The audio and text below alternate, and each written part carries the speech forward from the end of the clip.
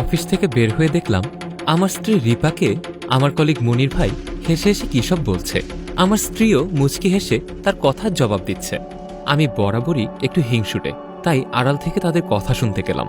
ভাবি, আপনার কপালের তিলটা কিন্তু সুন্দর অনেক, আর গায়ের রং একদম সাদা গোলাপের মতো। আপনার মতো সুন্দরী বউ পেয়ে ভাই যে কেন অফিসে পড়ে থাকে বুঝি না।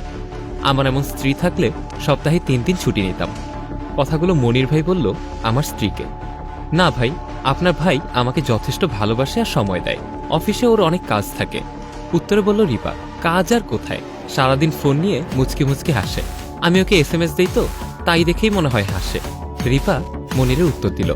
হঠাৎ আমাকে দেখে মনির ভাই ক্লোজ আপ টুথপেস্টের হাসি দিয়ে বলল, ভাই আপনি অনেক লাকি, আপনাকে ভাবি অনেক ভালোবাসে। আজ আমি আসি, আপনারা কথা বলেন।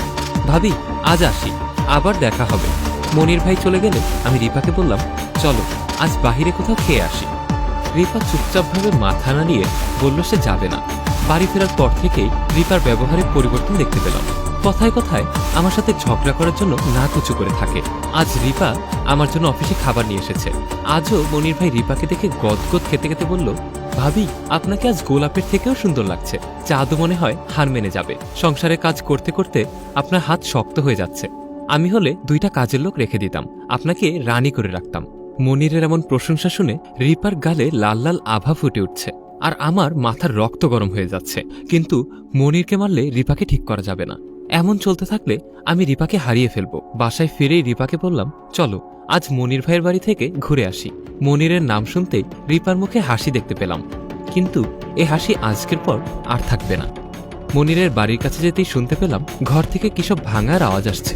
দরজার কাছে যেতে পরিষ্কারভাবে শুনলাম একটা মেয়ে বলছে, তোমার বাড়ির কাজ করতে করতে আমার হাতে ফোসকা পড়ে গেল, আর তুমি একটা মলম এনে দিতে পারলে না? তোমাকে কতবার বললাম নিয়ে আসতে, কথা তো কানে যায় না তোমার। সারাদিন মোবাইল নিয়ে পড়ে থাকো, আমার দিকে তো কোনো নজরই নেই। আমি কিছুটা হেসে রিপার দিকে তাকালাম, মুখে একটু অবাক অবাক ভাব। আমি দরজার কড়া নাড়তেই মনির ভাই দরজা খুলে দিল। আমাদের দেখে অনেক অবাক হয়ে গেছে মনে হয়। আমি ক্লোজ আপ হাসি দিয়ে বললাম, আপনার ভাবিকে নিয়ে বেড়াতে আসলাম।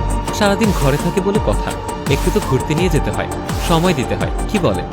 মনিরের মুখ তখন শুকিয়ে শুটকি মাছ হয়ে গেছে। রিপা হা করে মনিরের বউকে দেখতে ব্যস্ত। মনিরের বউ আমাদের এসে বলতে লাগলো, দেখো দেখো ভাইকে দেখে কিছু শেখো। ভাবি কত লাকি আপনি। আর আমার কপাল দেখেন, ঠিকমতো কথাও বলে না, সারাদিনই ফোন নিয়ে পড়ে থাকে। মাঝে মধ্যে মনে হয় সব ছেড়ে চলে যাই। আমি বিড়বিড় করে বললাম, পরের বউকে পটাতে গেলে নিজের বউকে সময় দিবে কি করে? কথাটা আর কেউ শুনতে না পেলেও রিপা ঠিকই শুনতে পেয়েছে। মনির বলল, কিছু বললেন ভাই? আমি একটু হেসে বললাম, না ভাই, আমরা আজ যাই, আরেকদিন আসবো। মনিরের বউ আসতে দিতে না চাইলেও রিপা আমাকে টানতে টানতে নিয়ে আসলো। কিছুদিন পর আমার সাথে রিপাকে দেখে মনির ভাই বলল, ভাবি আজ কিন্তু আপনাকে। আর কিছু বলার আগেই রিপা ওর গালে কষে একটা থাপ্পড় দিয়ে দিয়েছে। মনির বোকার মতো আমার দিক তাকিয়ে আছে। আমি তখন মনিরের কানে কানে বললাম, কাজ করা হাত তো ভাই তাই একটু শক্ত, আপনি একটা নাপা ট্যাবলেট খেয়ে নিন। ভিডিওটি ভালো লেগে থাকলে লাইক, কমেন্ট এবং শেয়ার করতে ভুলবেন না। কমেন্ট বক্সে জানান আপনার মূল্যবান মতামত।